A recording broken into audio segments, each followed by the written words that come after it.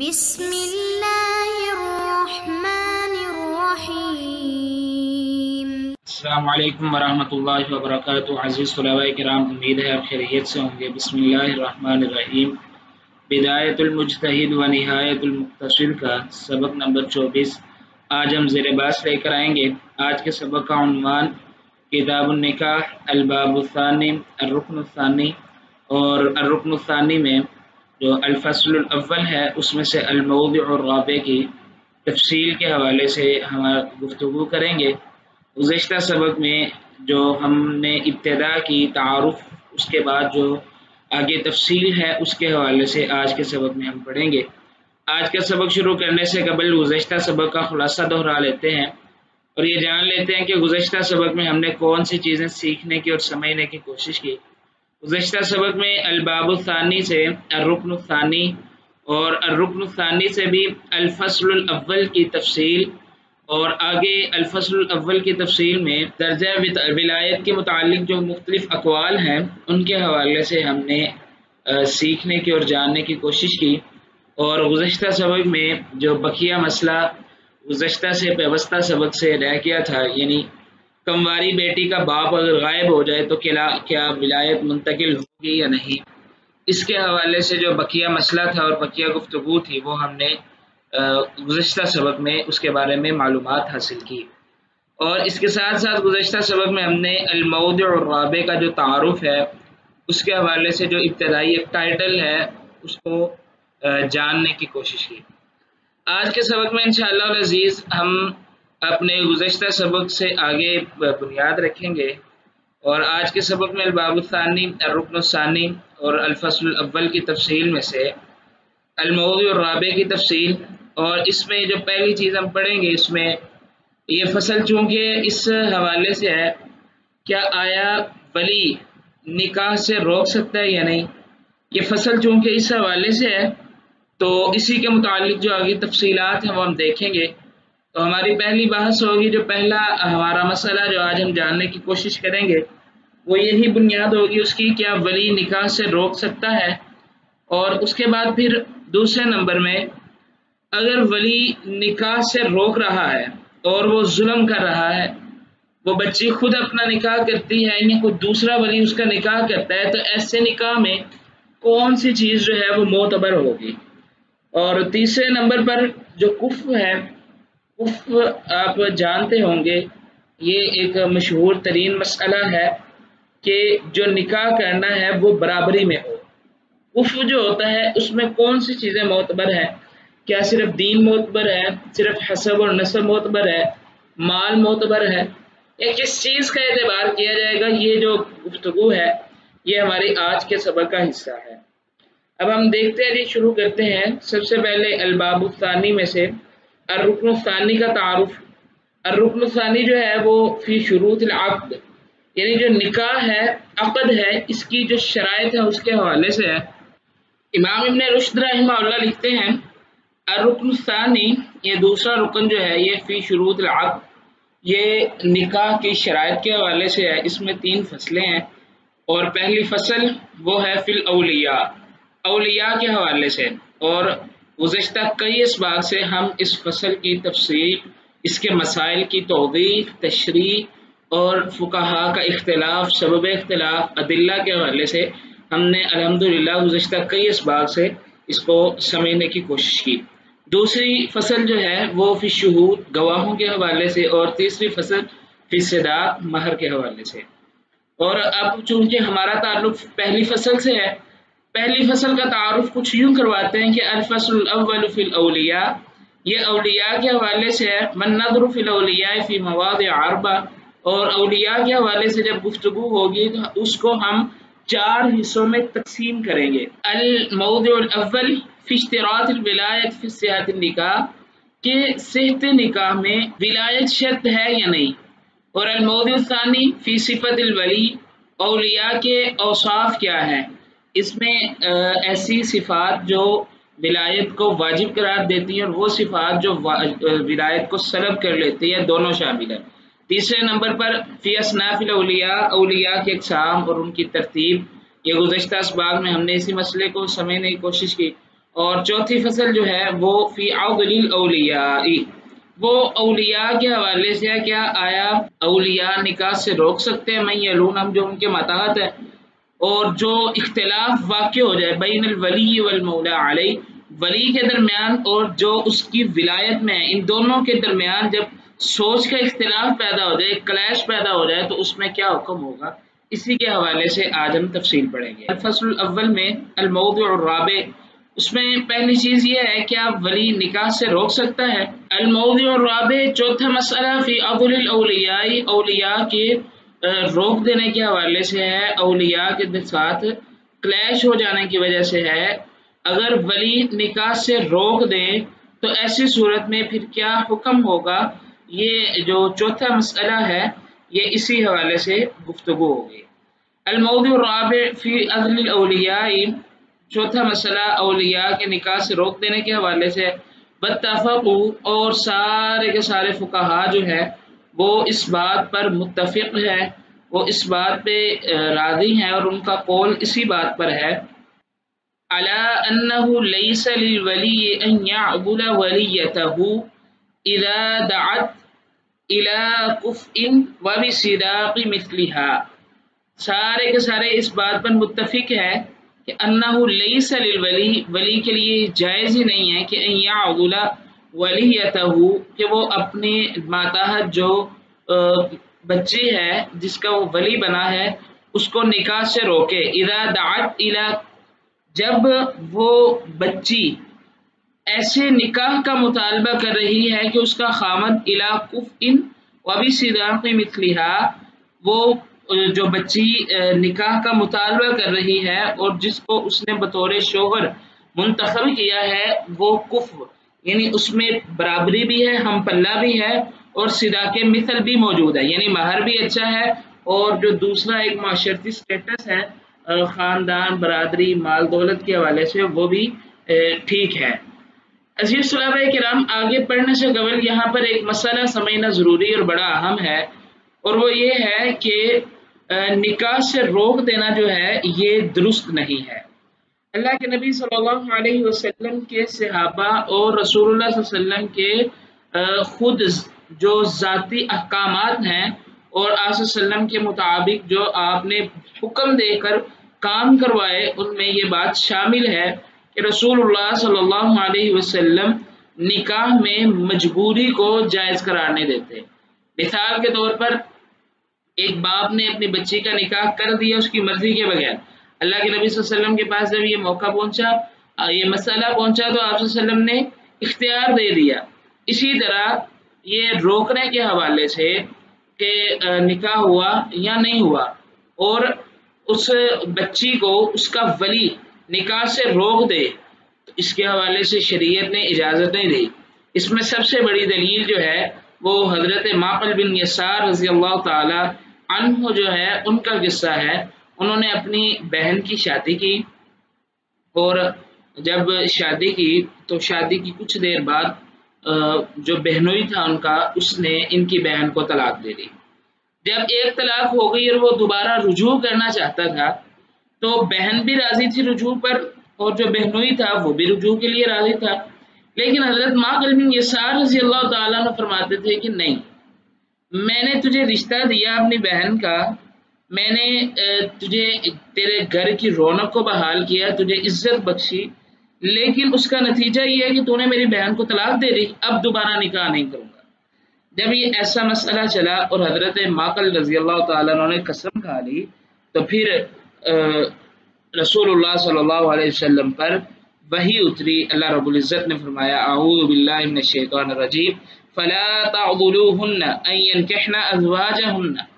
تم ان کو نہ روکو جب یہ اپنی مرضی سے نکاح کرنا چاہتی ہیں، اپنے خامدوں کے پاس واپس جانا چاہ رہی ہیں، رجوع کرنا چاہ رہی ہیں، تو تم ان کو نہ روکو۔ تو پھر اللہ کے نبی صلی اللہ علیہ وسلم نے صحیح البخاری کے جو الفاظ ہے، اللہ کے نبی صلی اللہ علیہ وسلم نے حضرت معقل کو بتلایا، ان کو خبر دی جو آیت نازل ہوئی تھی، تو پھر حضرت معقل رضی اللہ تعالیٰ عنہ نے ان کو جانے کی اجازت دے دی، اپنی بہن کو بھیج دیا۔ صحابہ کرام رضوان اللہ علیہم اجمعین تو وہ ہستیاں تھیں کہ جب ان کو کسی شرعی حکم کی طرف بلایا جاتا تو وہ فوراً مان لیتے، جیسا کہ قرآن کریم نے ان کی اس بات کی اور اس عمل کی تصدیق کچھ ان الفاظ میں فرمائی ہے کہ اعوذ باللہ من الشیطان الرجیم انما كان قول المؤمنین اذا دعوا الى الله ورسوله ليحكم بينهم ان يقولوا سمعنا واطعنا. لیکن عزیز طلباء کرام، اب ہمارا معاشرہ جو ہے اس روش کے الٹ چل پڑا ہے. ہم جانتے بوجھتے ہوئے بھی نکاح میں تاخیر کرتے ہیں، والدین بیٹیوں کے نکاح میں تاخیر کرتے ہیں، یا رشتہ مل جاتا ہے، ہم پلہ بھی ہوتا ہے، لیکن مرضی یہ ہوتی ہے کہ ہمیں کو اونچا خاندان ملے جو پیسے کے اعتبار سے اعلیٰ ہو. بعض دفعہ ایسا ہوتا ہے کہ بچی کی ابھی تعلیم مکمل نہیں ہوئی، ڈگری مکمل نہیں ہوئی، بعض دفعہ نوکری کے لالچ میں، کئی ایک ایسے لالچ جن میں زیادہ تر دنیاوی اسباب موجود ہوتے ہیں، بچیوں کو روک کے رکھا جاتا ہے. عزیز طلباء کرام، شریعت نے اس بات کو جائز قرار نہیں دیا. شریعت تو چلیں رسول اللہ صلی اللہ علیہ وسلم کی بعثت کے ساتھ یہ ابتدا ہوئی. ایک جاہلیت کا واقعہ، یعنی رسول اللہ صلی اللہ علیہ وسلم کی بعثت سے قبل رسول اللہ صلی اللہ علیہ وسلم کی زندگی کا واقعہ، جس کو امام سہیلی رحمہ اللہ نے الروض الانف جو کتاب ہے اس میں نقل کیا ہے کہ اللہ کے نبی صلی اللہ علیہ وسلم کا جب نکاح ہوا، اور اللہ کے نبی صلی اللہ علیہ وسلم کا نکاح آپ کے چچا ابو طالب جو ہے انہوں نے پڑھایا، تو اس نکاح میں انہوں نے خطبے میں یہ بات عرض کی کہ محمد صلی اللہ علیہ وسلم جو ہے ان جیسا قریش میں کوئی نوجوان نہیں ہے، سچائی میں اعلیٰ ہے، جمال میں اعلیٰ ہے، نسب میں اعلیٰ ہے، اور اخلاق میں اعلیٰ ہے، سب کچھ ہے. لیکن سیدہ خدیجہ رضی اللہ تعالیٰ عنہ جو ہے وہ مال میں ذرا مالدار خاتون تھی مکے کی، تو ابو طالب جو ہے انہوں نے یہ بات پھر کہی تھی کہ مال جو ہے یہ قل، یہ تھوڑا سا ہے، آنے جانے والی چیز ہے، قل ظل زائل، یہ ایسا سایہ ہے جو زائل ہونے والا ہے، اور ایسی چیز ہے جو عاریۃ لی جاتی ہے. یعنی جب نکاح کیا جائے تو اس وقت جو چیز مد نظر رکھی جائے، جو اللہ کے نبی صلی اللہ علیہ وسلم نے بھی فرمایا اور آگے آپ پڑھیں گے بھی، وہ مد نظر جو رہنی چاہیے وہ فظفر بذات الدین ہے. اور رسول اللہ صلی اللہ علیہ وسلم کی بعثت سے قبل بھی اس واقعے سے بھی یہ معلوم ہوتا ہے کہ اصل چیز جو ہے وہ مال نہیں ہوتا بلکہ اخلاق اور کردار اہم ہے. تو بہرکیف یہ جو مسئلہ ہے اس کے حوالے سے بہت ہی سنجیدگی کے ساتھ سوچنے کی ضرورت ہے. تو ہم بات کر رہے تھے روکنے کے حوالے سے، تو فقہا کا اس بات پر اتفاق ہے کہ جب عورت ایسے نکاح کا اور ایسے شوہر کا انتخاب کرے جو کفو یعنی ہم پلہ بھی ہو، صداق مثل بھی موجود ہو، تو پھر ولی کو یہ حق حاصل نہیں ہے کہ وہ اس کو روکے. جب ایک شرعی طریقے سے وہ نکاح کرنا چاہ رہے ہیں تو ولی کو چاہیے کہ اچھا رشتہ ہے تو ضرور کرے. آگے امام رحمہ اللہ فرماتے ہیں اگر ولی ایسا نہیں کرتا، یعنی نکاح میں کوئی رکاوٹ پیدا کرتا ہے، تو امام رحمہ اللہ فرماتے ہیں وَأَنَّهَا تَرْفَعُ أَمْرَهَا إِلَى السُّلْطَانِ فَيُزَوِّجُهَا، وہ بچی جو ہے اپنا معاملہ بادشاہ اور سلطان کی طرف لے جائے اور بادشاہ کے سامنے یہ مسئلہ پیش کرے. فَيُزَوِّجُهَا، وہ بادشاہ جو ہے اس بچی کا نکاح کروا دے. ما عدل ابی، جو باپ کے علاوہ ایک ولی بن جائے گا. باپ جب جائز کام میں باپ نہیں ساتھ دے رہا تو سلطان تک یہ بات پہنچائی جائے، سلطان کو یہ اجازت ہے کہ وہ یہ نکاح کروانے کا حق رکھتا ہے. فَإِنَّهُ، بس بے شک شان یہ ہے کہ اختلف فیہ المذہب، اس میں فقہا کا کچھ اختلاف ہوا. اس کے حوالے سے آگے امام صاحب رحمہ اللہ لکھتے ہیں، پہلے نمبر پہ لکھتے ہیں کہ وَاخْتَلَفُوا بَعْدَ هَذَا، انہوں نے اختلاف کیا ہے اس کے بعد ایک دوسری چیز میں، اور وہ یہ ہے یعنی یہ جو اتفاق ہے نا مسئلے کا، اس اتفاق کے بعد دوسری چیز میں اختلاف ہوا ہے، اور وہ ہے کہ نکاح میں کون سی چیز معتبر ہوگی. واختلفوا، انہوں نے اختلاف کیا ہے بعد هذا الاتفاق، اس اتفاق کے بعد جو اتفاق گزشتہ گزرا ہے، فیما، اس بارے میں، هي الكفاءة المعتبرة في ذلك، کیا اس میں ہم پلہ ہونا یہی معتبر ہوگا، یا بہل صداق المثل منها ام لا، یا پھر جو صداق مثل ہے یعنی جو مہر مثل آپ جسے کہتے ہیں وہ اس میں شامل ہوگا یا نہیں ہوگا. یعنی کفو میں صرف جو نکاح جس مرضی سے کر رہی ہے، جو بچی اپنی مرضی سے نکاح کر رہی ہے، اس میں صرف کفو معتبر ہوگا، یعنی خاندان، برادری، نسب وغیرہ معتبر ہوگا، یا صداق مثل بھی اس کفو میں شامل ہوگا. وَكَذَلِكَ اتَّفَقُوا، اور اسی طرح فقہا کا اس بات پر اتفاق ہے کہ ان للمرأة، بے شک عورت کے لیے یہ بات بھی جائز ہے کہ ان تمنع نفسها من انکاح، کہ وہ روک سکتی ہے، تمنع نفسها، وہ اپنے آپ کو روک سکتی ہے، من انکاح، ایسے نکاح کرنے سے. یعنی اگر کوئی ولی کو نکاح کر رہا ہے تو وہ عورت خود کو اس نکاح سے روک سکتی ہے. من لہو من الاولیاء جبرها، جو بندہ اولیاء میں سے اس پر جبر کر سکتا ہے، یعنی باپ ہی جبر کر سکتا ہے، تو عورت ایسے نکاح کو روک سکتی ہے. اذا لم تکن فیہا، جب اس بندے میں جس کے ساتھ نکاح ہو رہا ہے، لم تکن فیہا الکفاءۃ موجودۃ، جب اس بندے میں کفو جو ہے، ہم پلہ اور برابری جو ہے وہ موجود نہیں ہے. مثال کے طور پر اب یہاں پر یہ بات سمجھ لیں کہ ایک باپ ہے، وہ اپنی نیک اور صالح بچی کا نکاح ایک زانی اور شرابی شخص سے کرنا چاہ رہا ہے، اور اس میں کسی صورت بھی کفر جو ہے وہ موجود نہیں ہے. تو فقہا جو ہے وہ اس بات پر متفق ہے کہ عورت ایسے نکاح سے روک سکتی ہے، خود کو باپ کی مخالفت کر سکتی ہے. اور آگے امام رحمہ اللہ نے یہ بھی واضح کر دیا، کل ابھی فبرتہ البکر، جیسے باپ اپنی کمواری بچی کو مجبور کر سکتا ہے. عزیز طلباء کرام، ولی یعنی باپ اپنی بچی کو مجبور کر سکتا ہے یا نہیں کر سکتا، اس کے حوالے سے گزشتہ کتاب النکاح کی ابتدا میں سبق گزرے ہیں. جو بندہ اور جو طالب علم اس مسئلے کی تفصیل کا طالب ہے، یعنی مجبور کرنے والے مسئلے کی، تو اس کو چاہیے کہ جو بدایت المجتہد کے اسباق ہیں ان میں سے 7، 8، 9، 10 یہ جو اسباق ہیں یہ انہی مسائل پہ ہیں، تو ان کو تفصیل کے ساتھ دیکھے، وہاں پر ان مسائل کی تفصیل ذکر کی گئی ہے. دوسرے نمبر پر جو آگے یہاں پہ امام رحمہ اللہ نے ذکر کیا، کمواری بچی کے بعد دوسری ہے اما غیر البالغ، جہاں تک غیر بالغ بچی کی بات ہے، باتفاق، تو اتفاق کے ساتھ وہ بھی شامل ہے. اور تیسرے نمبر پر والبالغ والثیب الصغیرۃ باختلاف علی ما تقدم، اور بالغ اور سیبہ صغیرہ باختلاف علی ما تقدم، وہ بھی اسی اختلاف کے ساتھ جو پہلے گزرا ہے. وکذلک الوصی، اور اسی طرح وہ وصی فی محجورہ علی القول بالجبر، اور وصی جو ہے وہ اپنے ماتحت جو اس کے ذمے ہے محجور، یعنی کیا اس کو مجبور کر سکتا ہے یا نہیں کر سکتا. اب یہاں پہ امام رحمہ اللہ نے 3 صورتیں بیان کر دی. نمبر 1 کمواری بچی، اس کے بعد غیر بالغہ، تیسرے نمبر پر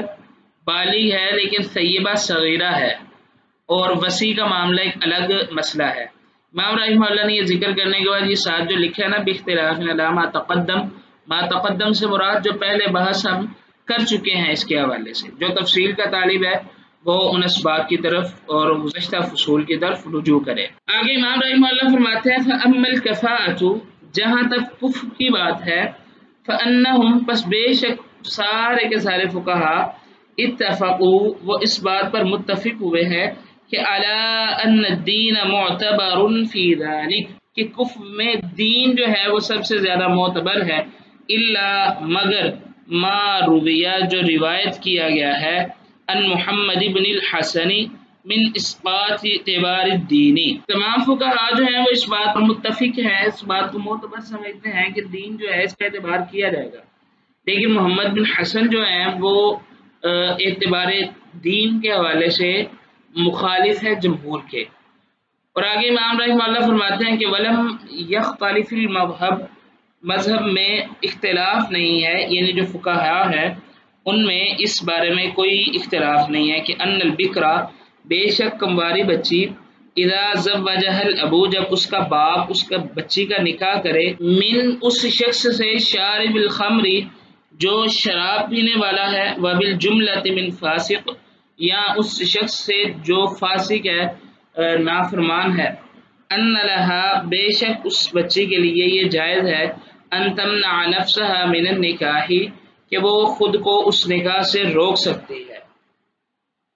اور آگے امام رحمہ اللہ فرماتے ہیں کہ وَيَنْظُرُ الْحَاكِمُ فِي ذَلِكَ فَيُفَرِّقُ بَيْنَهُمَا اور حاکم جو ہے اس مسئلے میں غور و فکر کرے گا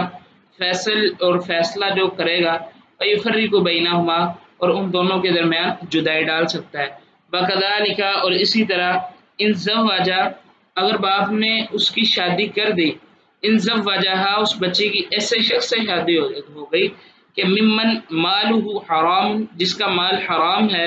او یا وہ بندہ ممن جو ان میں سے ہے ہوا کثیر الحلف بالطلاق یا جو کثرت کے ساتھ طلاق کی قسمیں اٹھاتا اللہ کی قسم ایسا ہوا طلاق اللہ کی قسم طلاق اللہ کی قسم طلاق یعنی بار بار طلاق کی قسمیں کھاتا ہے تو اس بارے میں بھی واختلف فی النسب اور نسب کے حوالے سے اختلاف ہے حل ہوا فی الکفاءۃ ام لا کیا یہ برابری یعنی ہم پلہ کف میں شامل ہے یا نہیں اور اسی طرح وفی الحریت اور آزادی کے حوالے سے وفی الیسار فی الصحۃ من العیوب اور خوشحالی یسار سے مراد یہاں پر مال کی کثرت خوشحالی اچھا جو سٹیٹس کہہ لے مالی سٹیٹس جو ہے اس کے حوالے سے وفی الصحۃ من العیوب اور عیبوں سے پاک ہونا کیا یہ ساری چیزیں کف میں شامل ہیں یا نہیں۔ آگے امام رحمہ اللہ نے فقہا کے اقوال نقل کیے ہیں ان کے متعلق آئندہ سبق میں انشاءاللہ العزیز ہم پڑھیں گے۔ آج کے سبق کا خلاصہ دیکھ لیتے ہیں۔ آج کے سبق میں ہم نے کتاب النکاح الباب الثانی الرکن الثانی الفصل الاول کی تفصیل میں سے الموضع الرابع کی تفصیل سے نکاح میں کون سی چیز معتبر ہے اور اس کے ساتھ کف میں کیا چیز معتبر ہوگی جس کے حوالے سے ابتدائی چیزیں تھیں وہ ہم نے سیکھنے کی اور سمجھنے کی کوشش کی۔ آئندہ سبق میں انشاءاللہ العزیز ہم اسی حوالے سے لے کے آگے تفصیل پڑھیں گے الموضع الرابع کی تفصیل میں سے کہ کف میں کیا چیزیں معتبر ہیں فقہا کے اقوال اختلاف اور سبب اختلاف کے حوالے سے انشاءاللہ العزیز پڑھیں گے۔ اگلے سبق سے پہلے آپ یہ سوال حل کریں۔ سوال یہ ہے کمواری بیٹی کا باپ غائب ہو جائے تو کیا ولایت منتقل ہوگی یا نہیں ہوگی؟ اس کے حوالے سے فقہا کے اختلاف اور ادلہ جو ہیں وہ حل کرنے کی کوشش کریں۔ تب تک کے لیے اللہ حافظ، اپنا خیال رکھیے گا۔